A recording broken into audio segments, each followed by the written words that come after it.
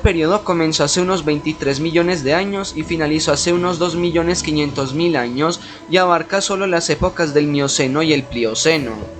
Durante este periodo, los mamíferos y las aves continuaron evolucionando hacia formas modernas, mientras que otros grupos de vida permanecieron relativamente sin cambios. Los primeros homínidos como el Australopithecus y el Homo habilis aparecieron en África cerca del final del periodo. Se produjeron algunos movimientos continentales, siendo el más significativo la conexión de Norteamérica y Suramérica en el Istmo de Panamá a finales del Plioceno. Esto cortó las corrientes oceánicas cálidas desde el Océano Pacífico hasta el Océano Atlántico, dejando solo la corriente del Golfo para transferir calor al Océano Ártico. El clima global se enfrió considerablemente a lo largo del Neógeno, culminando en una serie de glaciaciones continentales en el periodo Cuaternario.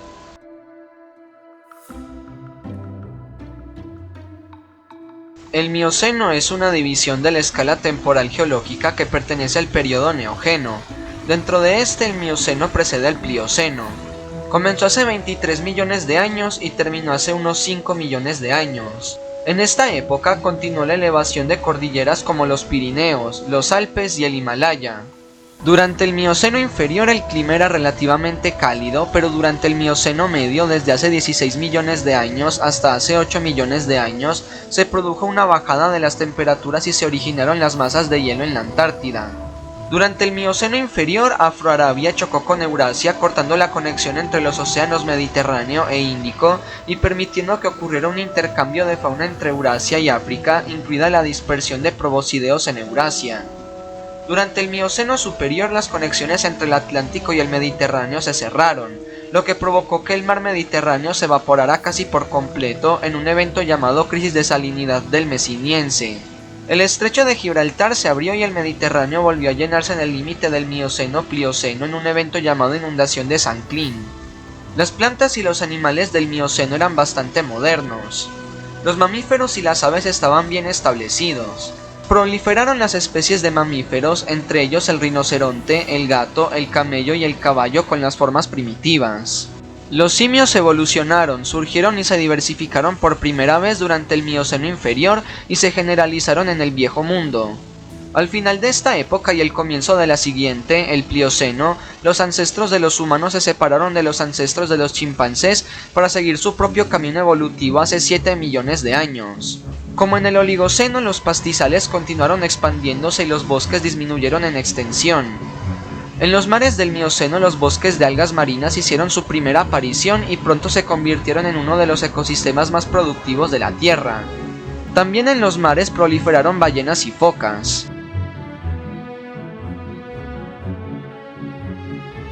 El Plioceno es una división de la escala temporal geológica que pertenece al periodo Neógeno. Dentro de este, el Plioceno sigue al Mioceno. Comienza hace 5 millones de años y termina hace 2.500.000 años. En esta época el clima era frío y seco. Aparecieron los primeros australopitecinos, varios géneros de los mamíferos existentes y los moluscos de la actualidad. Se forma el Istmo de Panamá entre Norteamérica y Suramérica, provocando el gran intercambio americano.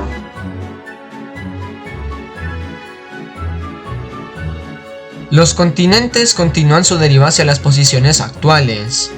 De las modernas características geográficas, solo falta la formación del puente terrestre entre Sudamérica y Norteamérica.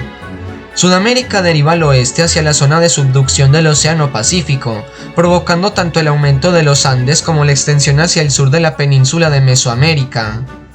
La separación de ambas Américas se terminó con la formación del Istmo de Panamá durante el Plioceno. La formación del istmo tuvo importantes consecuencias en las temperaturas globales, puesto que la cálida corriente oceánica ecuatorial se cortó y comenzó un ciclo de enfriamiento del ahora aislado Océano Atlántico, con una bajada de las temperaturas en las aguas del Ártico y Antártico. La formación del istmo también acabó con el aislamiento de la fauna de Sudamérica, lo que provocó la extinción de los ungulados nativos y los carnívoros marsupiales. La India continuó su colisión con Asia, aumentando las cadenas montañosas de esta región. La colisión de África con Europa continúa formando el mar Mediterráneo y haciendo desaparecer los últimos restos del océano Tetis hace unos 19 a 12 millones de años. El posterior levantamiento de las montañas de la región mediterránea occidental y un descenso global del nivel del mar se combinaron para causar la desecación del Mediterráneo en el intervalo comprendido hace entre 6 y 5 millones de años. La crisis terminó con la apertura del paso del actual estrecho de Gibraltar y la inundación del Mediterráneo por las aguas del Océano Atlántico hace unos 5 millones de años. La bajada del nivel del mar también expuso el puente de tierra entre Asia y Alaska, actualmente inundado por el estrecho de Bering.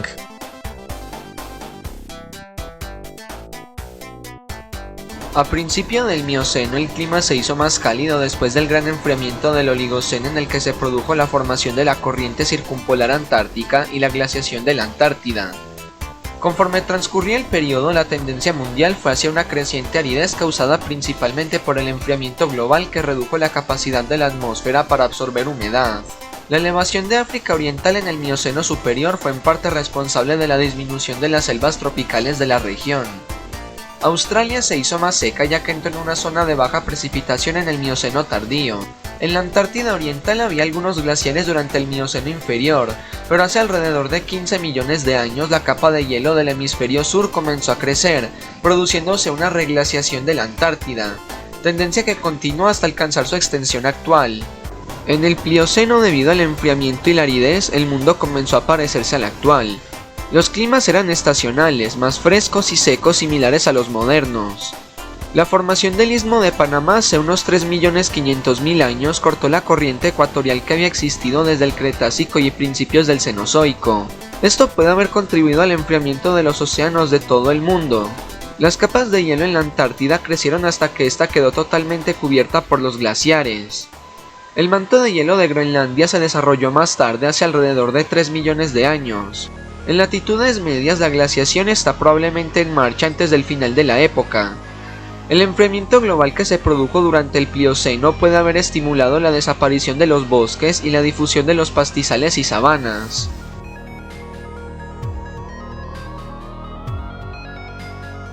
Tanto la fauna marina como la continental eran bastante modernas, aunque los mamíferos marinos eran menos numerosos. Solo en las aisladas Suramérica y Australia existía una fauna muy divergente. Las globigerinas, seriamente diezmadas en la extinción eocena, se expanden de nuevo en el Mioceno. Las diatomeas de agua dulce comprenden 2000 especies, alcanzando una posición ecológica similar a la actual como productores primarios de agua dulce. En los océanos proliferaron algas pardas llamadas algas marinas que sustentaron nuevas especies de vida marina, incluidas nutrias, peces y varios invertebrados. Los cetáceos alcanzaron su mayor diversidad durante el Mioceno, con más de 20 géneros reconocidos de ballenas barbadas en comparación con solo 6 géneros vivos actualmente. Esta diversificación se correlaciona con la aparición de macrodepredadores gigantes como los tiburones megadentados y los cachalotes rapaces. Entre los tiburones megadentados se encuentra el megalodón, con estimaciones de longitud máxima de hasta 18 metros. Las estimaciones sugieren que sus grandes mandíbulas podrían ejercer una fuerza de mordida de hasta 110.000 a 180.000 newtons. El animal se enfrentó a la competencia de los cetáceos comedores de ballenas como el leviatán y otros cachalotes macroraptoriales y posiblemente orcas ancestrales más pequeñas.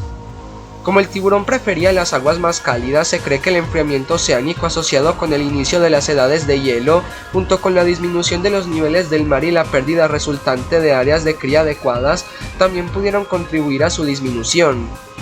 Una reducción en la diversidad de las ballenas barbadas y un cambio en su distribución hacia las regiones polares pudo reducir la fuente primaria de alimentos del megalodón. La principal competencia del megalodón fue el leviatán, una especie de cetáceo que habitó en lo que actualmente es Perú y Chile. El cetáceo actual más parecido al leviatán melvillei es el cachalote, aunque una de las principales diferencias consiste en que el leviatán poseía dientes en ambos maxilares. Se supone que era un depredador agresivo y posiblemente cohabitó y tal vez luchó con otros superdepredadores como el ya mencionado megalodón. El leviatán pudo llegar a medir hasta 16 metros de longitud. Los pinípedos que aparecieron cerca del final del Oligoceno se volvieron más acuáticos. Un género destacado fue el Alodesmus. También estuvo el Pelagiartos, una morsa feroz que puede haber cazado otras especies de pinípedos, incluido el Alodesmus. Además, las aguas sudamericanas fueron testigos de la llegada de la megapiraña, que eran considerablemente más grandes que las pirañas actuales, la cual habitó en el nordeste de Argentina. Aunque de manera general suele llamar la atención el origen de los grandes mamíferos en el Neógeno, también destaca igualmente el éxito de criaturas menores. De hecho, este periodo se podría llamar también la edad de las ranas, la edad de las ratas y ratones, la edad de las serpientes o la edad de los pájaros. Estos cuatro grupos han experimentado una gran radiación adaptativa en los últimos millones de años. Quizás el éxito de ranas y sapos modernos es su gran capacidad para capturar insectos con sus largas lenguas. Asimismo, las serpientes se han expandido en su mayor parte a causa de la proliferación de ranas y roedores, ya que pocos depredadores pueden perseguir a estos pequeños roedores en sus madrigueras. Antes del inicio del Neógeno había pocas serpientes exceptuando los miembros del primitivo grupo de los boa constrictor.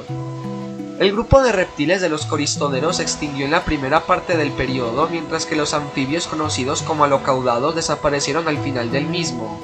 La expansión de los pastizales en Norteamérica también provocó una radiación explosiva entre las serpientes.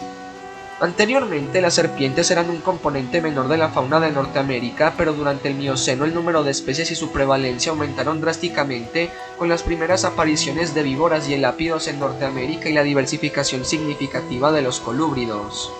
Los cocodrilos también mostraron signos de diversificación durante el Mioceno. La forma más grande entre ellos era un gigantesco caimán, el purusaurio, que llegó a medir entre 11 y 13 metros y habitaba en Sudamérica. Otra forma gigantesca fue un falso gavial, el Ramphosuchus, que habitó la India actual.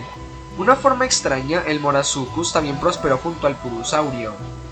Esta especie desarrolló un mecanismo especializado de alimentación por filtración y probablemente se alimentaba de fauna pequeña a pesar de su tamaño gigantesco. Los miembros más jóvenes de los cebésidos, un clado de cocodrilomorfos terrestres parientes lejanos de los cocodrilos modernos, se conocen del Mioceno de Sudamérica. En el Plioceno los caimanes y cocodrilos se extinguieron en Europa a medida que el clima se enfriaba. Los géneros de serpientes venenosas continuaron aumentando a medida que evolucionaban más roedores y aves. Las serpientes de cascabel aparecieron por primera vez en el Plioceno. Las tortugas gigantes todavía prosperaban en Norteamérica, con géneros como el esperotestudo.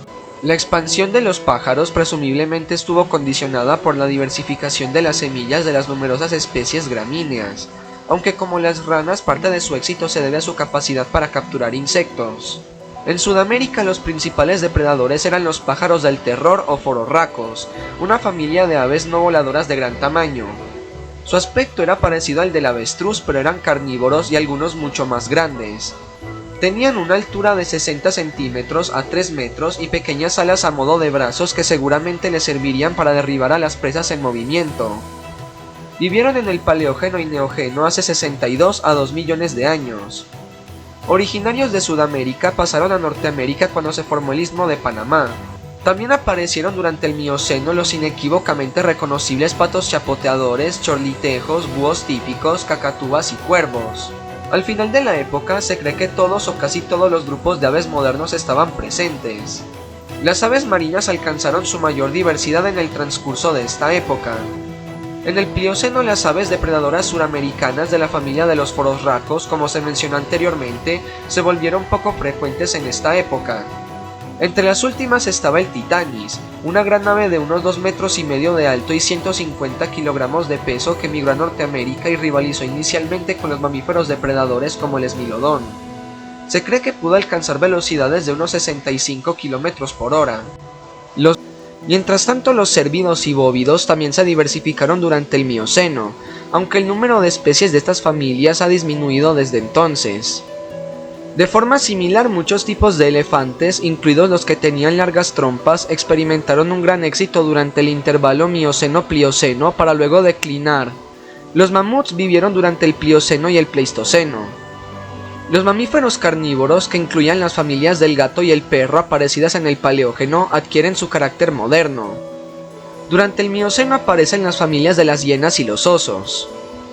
Muchos grupos de mamíferos herbívoros neógenos, como los antílopes, se expandieron con éxito por las grandes extensiones de sabanas y praderas, junto con los grupos de roedores.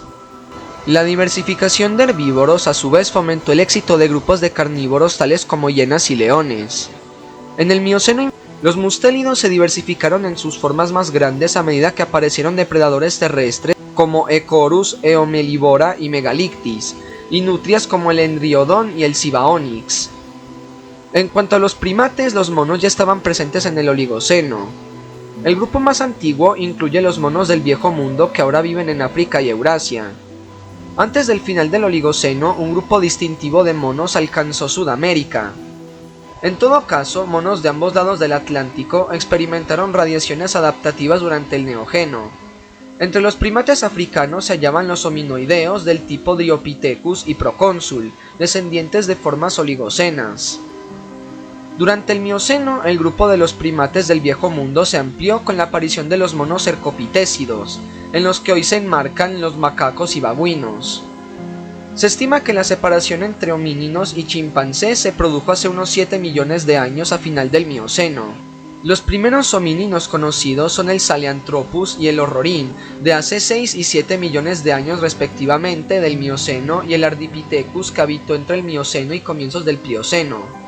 Durante el Plioceno en Norteamérica, los roedores, mastodontes y gonfoterios, así como las zarigüeyas, siguieron con éxito, mientras que los animales con pezuñas declinaron a medida que las poblaciones de los camellos, venados y caballos declinaban. Los tapires y rinocerontes casi se extinguen, mientras que los chalicoteros se extinguieron por completo. Los carnívoros se diversificaron, incluyendo las comadrejas, y los cánidos y osos cazadores rápidos prosperaron. Los megaterios, los gliptodontes y los armadillos migraron hacia el norte con la formación del Istmo de Panamá. En Eurasia los roedores prosperaron mientras que la cobertura de los primates declinó. Los elefantes, gonfoterios y estegodontes tuvieron éxito en Asia y los iracoideos migraron hacia el norte desde África, culminando con la aparición del Australopithecus en el Plioceno superior. Los roedores también tuvieron éxito y las poblaciones de elefantes crecieron. Las vacas y antílopes continuaron su diversificación, rebasando a los cerdos en diversidad. Aparecieron las primeras jirafas y los camellos migraron hacia Asia por Alaska y Chukotka. Los osos, perros y comadrejas originarias de Norteamérica se unieron a los gatos, hienas y civetas como depredadores africanos, obligando a las hienas a adaptarse como carroñeros especializados. Sudamérica fue invadida por especies norteamericanas por primera vez desde el Cretácico, con roedores y primates norteamericanos mezclándose con animales sudamericanos. Los litopternos y los notoungulados, ambas especies nativas sudamericanas, prosperaron. Los gliptodontes herbívoros prosperaron, así como los megaterios terrestres y los armadillos más pequeños. Los marsupiales siguieron siendo los mamíferos dominantes en Australia, con formas herbívoras incluyendo el wombat, el canguro y los enormes diprotodontes. Los marsupiales carnívoros continuaron su caza en el Plioceno, incluidos los diasiúridos, los tilacinos, incluyendo el tigre de Tasmania y el león marsupial. Apareció también el ornitorrinco, un mamífero monotrema, en Australia. Los Australopithecus aparecieron hace unos 4 millones de años durante el Plioceno. La mayor novedad aportada por los Australopithecus es que se desplazaban de manera bípeda, aunque el tamaño de su cerebro era similar al de los grandes simios actuales. Vivían en las zonas tropicales de África, alimentándose de frutas y hojas. La especie más antigua del género Homo, el Homo habilis, vivió hace aproximadamente 2.500.000 a 1.440.000 años, durante el comienzo del Pleistoceno y finales del Plioceno. El Homo habilis probablemente era un carnívoro oportunista, es decir, carroñero. Se observa en ellos un importante incremento en el tamaño cerebral con respecto a Australopithecus, que se ha calculado entre 510 centímetros cúbicos y 600 centímetros cúbicos. Probablemente era capaz de fabricar primitivos utensilios de piedra. Las últimas fases de la evolución hacia los humanos se completarían durante el Cuaternario.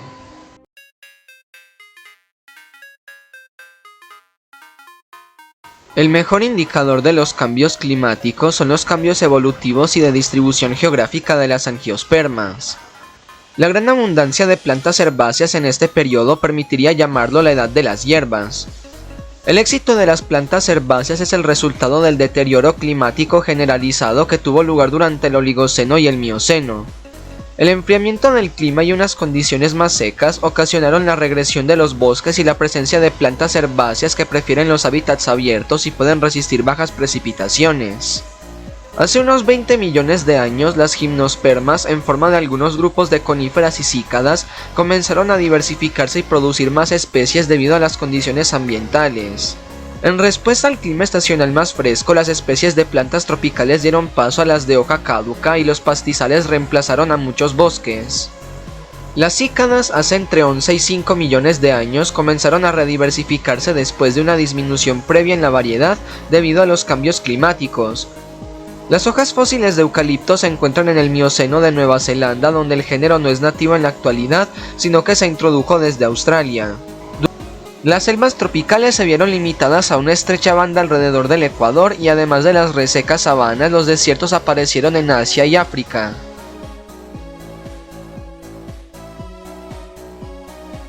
El Gran Intercambio Americano fue un importante evento paleozoogeográfico en el que la fauna terrestre y dulce acuícola emigró de Norteamérica a través de Centroamérica hacia Suramérica y viceversa, como resultado del surgimiento del Istmo de Panamá entre las mitades boreal y austral del actual continente americano, que hasta entonces constituían continentes separados. La migración culminó hace aproximadamente 3 millones de años en la primera mitad del Plioceno superior.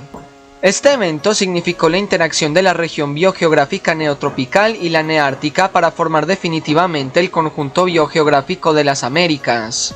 Su efecto es más importante sobre la distribución de los mamíferos, pero también dio una oportunidad única para expandirse a aves, artrópodos, reptiles, anfibios e incluso permitió la migración de peces de agua dulce entre ambos subcontinentes. Los primeros intercambios con Norteamérica ocurrieron hace aproximadamente 9 millones de años gracias a la creciente presencia de islas, señalando el lecho marino que surgiría como Centroamérica. Algunos de los primeros intercambios entre ambos continentes incluyeron a los primeros carnívoros verdaderos en pisar Sudamérica, los miembros de la familia de los prociones, que se diversificaron produciendo géneros como el Cionazua con aspecto canino. Se ha sugerido que estos primeros inmigrantes pudieron haber tenido un efecto devastador sobre algunos animales nativos como los grandes cocodrilos del grupo de los cebecios y varios géneros de aves de gran talla.